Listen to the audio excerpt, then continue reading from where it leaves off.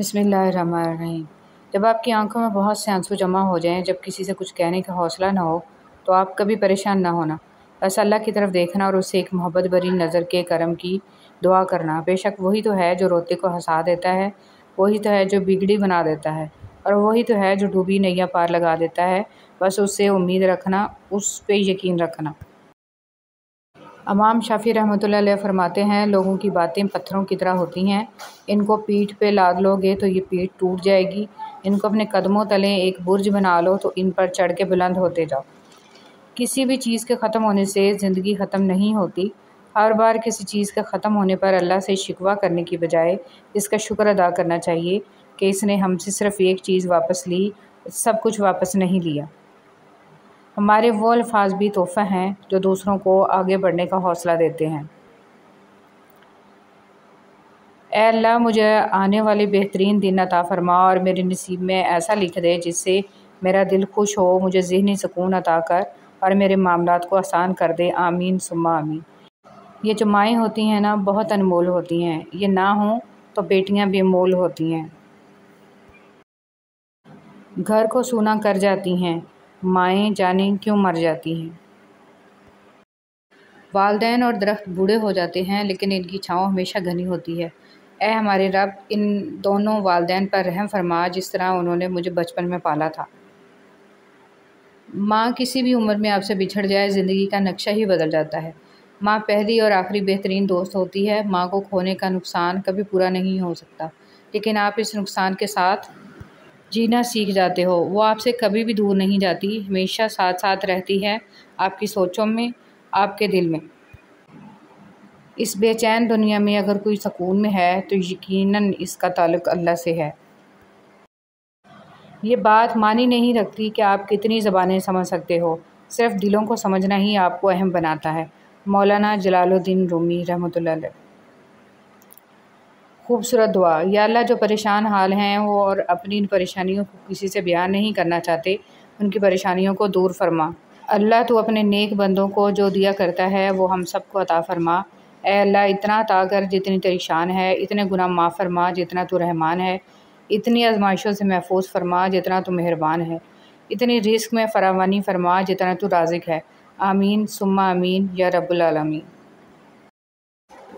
کچھ لوگ بھی بڑے عجیب ہوتے ہیں، ان کو جتنا بھی اپنا سمجھو لیکن وہ ہمیشہ لوگ ہی رہتے ہیں۔ تڑپ ہو اگر ڈھونڈنے کی تو کائنات کا ہر راستہ اللہ کی طرف جاتا ہے۔ رشتوں اور تعلقات کی بقا کے لیے رابطے ضروری ہوتے ہیں، نظر انداز کرنے سے تو اپنے ہاتھوں سے لگائے ہوئے درخت بھی سوکھ جاتے ہیں۔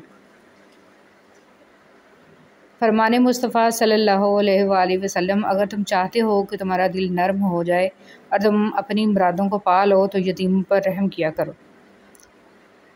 جب تم نماز نہیں پڑھتے تو یہ مت سوچو کہ وقت نہیں ملا، بلکہ یہ سوچو کہ تم سے ایسی کون سی خطا ہوئی کہ اللہ نے تمہیں اپنے سامنے کھڑا کرنا بھی پسند نہیں کیا۔ رسول صلی اللہ علیہ وسلم نے فرمایا، جو دنیا میں کسی مسلمان کی پریشانی دور کرتا ہے، اللہ تعالیٰ قیامت کے دن اس کی پریشانی دور فرمائے گا۔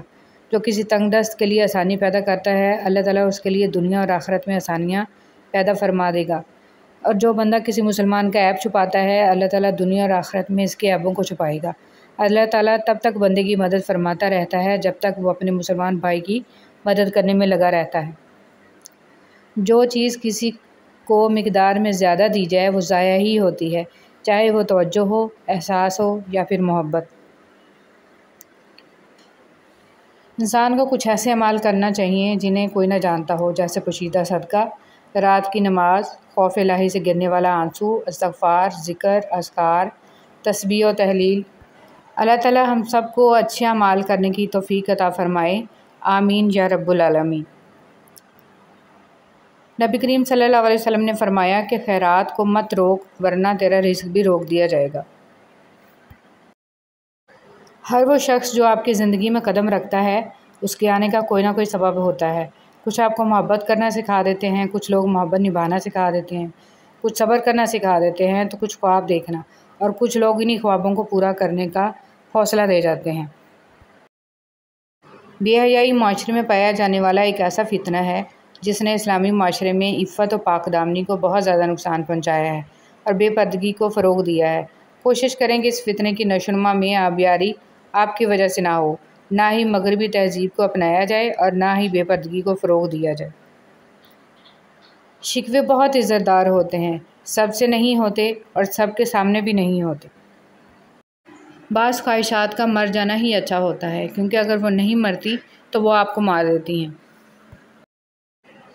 گالی گلوچ کی سزا۔ حضرت ابو ہریرہ رضی اللہ تعالیٰ عنہ فرماتے ہیں کہ نبی کریم صلی اللہ علیہ وسلم کا ارشاد ہے کہ جب میری امت آپس میں گالی گلوچ اختیار کرے گی تو اللہ جل شانہ کی نگاہ سے گر جائے گی۔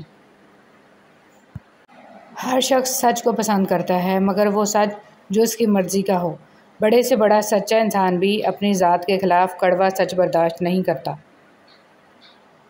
فرمان آخری نبی صلی اللہ علیہ وسلم، تمہارا اپنے مسلمان بھائی کے دل میں خوشی داخل کرنا مغفرت کو واجب کرنے والے اعمال میں سے ہے۔ جب شوہر سے لڑائی ہو یا بدگمانی پیدا ہو تو سوچیں، اگر یہ میری زندگی سے نکل جائیں تو کیا میری زندگی خوبصورت ہو جائے گی؟ کیا مجھے سکون مل جائے گا؟ اگر نہیں تو درگزر کا معاملہ کریں۔ زبان سے معاف کرنے میں وقت نہیں لگتا، مگر دل سے معاف کرنے میں عمریں بیت جاتی ہیں۔ ذرا سوچ سمجھ کے زبان کا استعمال کیا کریں۔ دل کی عدالت ہر کوئی اتنی جلدی باعزت بری نہیں ہوتا۔ دعا کا پورا ہونا۔ مسلسل ایک ہی دعا کو ہر نماز میں مانگنا کوئی اتفاق تو نہیں ہے۔ یقین رکھو اگر اللہ دل سے دعا کا خیال نہیں نکال رہا تو پھر اس دعا کا پورا ہونا ہمارے نصیب میں لکھا جا چکا ہے۔ دنیا کے سارے جھوٹ ایک طرف اور انسانیت کی خدمت کے لیے ڈاکٹر بننے والا جھوٹ ایک طرف۔ درخت نے ایک شخص سے کہا، میری عادت اپنا لو، زندگی میں کامیاب رہو گے۔ جب کوئی مجھے پتھر مارتا ہے میں بدلے میں پھل دیتا ہوں۔ جب آپ سے کوئی مدد مانگے تو یہ سوچ لیں کہ اس نے آپ سے پہلے اپنے رب سے مدد مانگی تھی اور رب نے اسے آپ کا پتہ دیا۔ اپنی نیکی چھپانا آپ کی سوچ کا امتحان ہے اور دوسروں کے گناہ چھپانا آپ کے کردار کا امتحان ہے۔ قرآن پاک صرف چومنے بند کر کے غلاف میں لپیٹ کر اونچی جگہ پر رکھنے کے لیے نہیں اتارا گیا، بلکہ قرآن پاک کھولنے، پڑھنے، سمجھ کر اس پر عمل کرنے اور اس کی روشنی دوسروں تک پہنچانے کے لیے اتارا گیا ہے۔